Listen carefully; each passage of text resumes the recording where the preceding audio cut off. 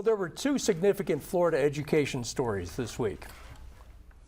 First, on Florida teacher pay, the National Education Association issued a report showing that Florida ranks 50th in the nation for average teacher salaries. The NEA looked at all 50 states and the District of Columbia. Only West Virginia ranked worse. Pre-K through college teachers in Florida make an average of $53,000 a year. NEA data shows the national average is more than $19,000 higher at just over $69,500. Starting teacher pay in our state is just over $47,000 a year on average. The report shows that both starting teacher pay and average teacher pay come in far below what's considered a livable wage in Florida, which is $58,970.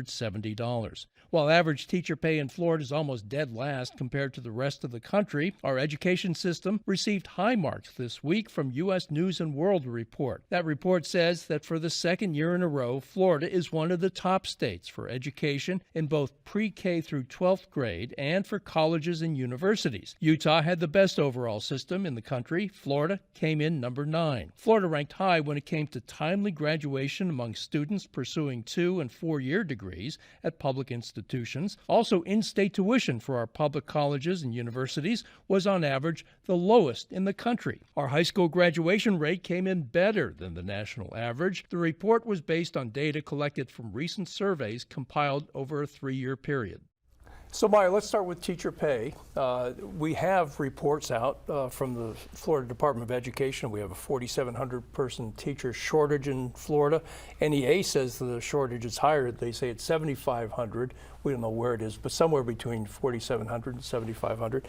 Is teacher pay dissuading people from joining the ranks of teachers here in Florida? Absolutely, and I've said on this at this table before, I come from a long line of educators. I'm an educator myself, so this topic certainly means a lot to me personally. And the fact that, like we said at the beginning of this story, that it is not a livable wage for teachers right now. You know, if you take that $47,000 a year and break it up into each month, that's only $3,900 a month, where rent is skyrocketed through the roof. Most folks now, the teachers, 60% of their income will just be on a place to live. That's not including utilities, lights, water, Wi-Fi, all of these things. And in addition to the fact that a lot of teachers are coming out of their own pockets to make sure that their students have supplies. So absolutely, it is a deterrent when we're seeing both the attraction to get recruiting folks to become teachers in our public schools, and then the other piece is that making sure that we are retaining them. This is an issue we need to address. We saw a bill come up this legislative session that did not pass. I don't even believe that it went to committee. And we've also tried in Hillsborough different ways and mechanics to make this to solve this issue with referenda and all these other things before. And so we have to make sure not only that our state budget takes care of teachers, like we say that we love teachers here in this state, but this is something that's got to change to make sure that we keep our best and brightest. April, on the other side, U.S. News & World Report says that we have a really good education system here in Florida. First of all, what did U.S. News & World Report say? And I'm sure, I know the governor's people are really happy about this report.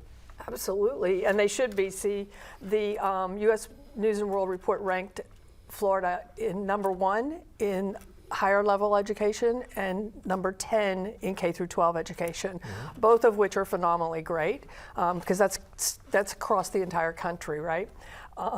But this is a result of many years of legislation that started with the Jeb Bush initiatives in education years ago, and Governor Bush still maintains an interest and support in the education system as well through his foundation.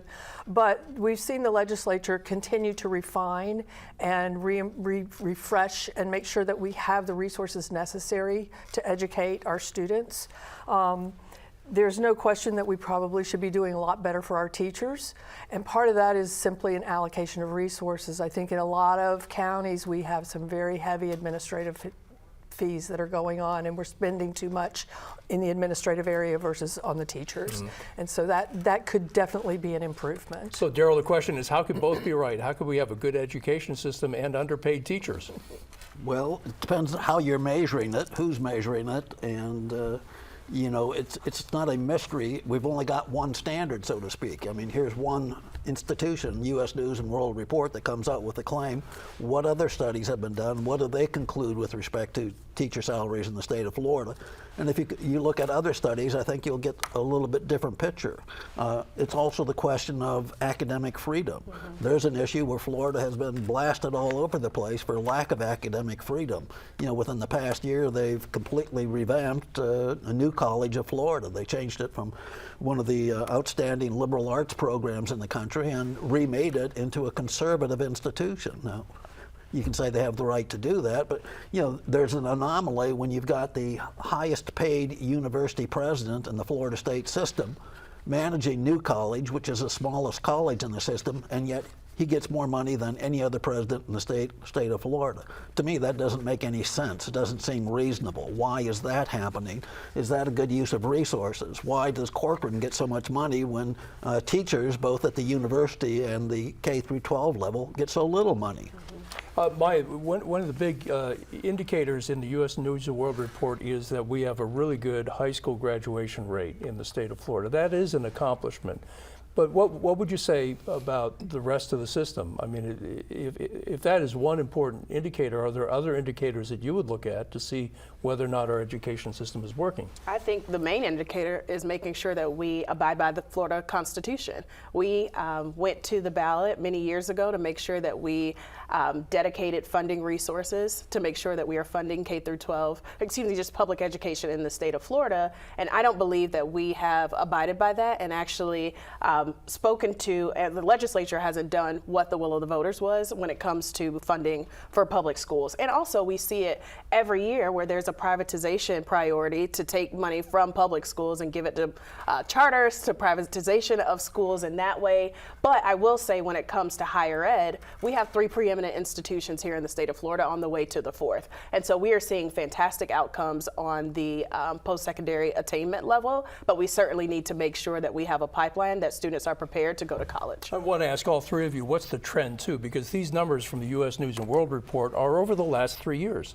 So is the trend, are we going in the right direction, or is the trend that we're going in the wrong direction when it comes to things like higher education? Well, Florida, I think, has truly gone in the right direction for several years, and we're continuing that trajectory. So, and we're seeing it when we see these types of results, because we haven't had that forever. And so I think absolutely going in the right direction. What's the trend, Daryl, in your mind? Well, it's the wrong direction, sorry. I mean, it can't be in the right direction when Florida's doing the things that they're doing, you know, completely restructuring an entire university system, abandoning a number of different academic programs, telling teachers that they can't teach certain subjects in school. I taught Florida politics for a long time. I doubt that I could teach that anymore because I talk about race relations, which is suddenly somehow taboo in the state of Florida. So it's not just a question of how much you spend in graduation rates, it's what you teach those students. But even when you look at the financial aspect, Florida starts out pretty good financially. Beginning teachers in Florida are ranked number 16 in average pay. They're making $47,000, a little bit over. But if you look at the national teacher salaries, the average for teachers across the nation, the national average for teachers is $69,544. In Florida, they're making $53,000. So they're about $16,000 under. So if you just compare where teachers start in Florida at $47,000 and then the average for teachers in Florida, they only move from $47,000 to $53,000, which says, obviously, once they have you, they're not going to pay you. You're going to get minimal raises, and that means great attrition of teachers. Yeah, and just to add, April mentioned that most of the money is being focused in admin, and I'd push back on that. I know so many folks who are in administrative positions in our public schools who go back and get higher education degrees, masters, become guidance counselors, and also become assistant principals, and that stipend is not filling the gap between the $47,000 and the $65,000 that we're seeing in other states. So we have all these people who are pursuing higher education degrees who are stepping into these roles that we need them in administration, and they still aren't able to pay their rent. One last question, that is that even Tallahassee has acknowledged that there is a teacher shortage, and we've got to get more teachers into the system. We do have low pay according to this study.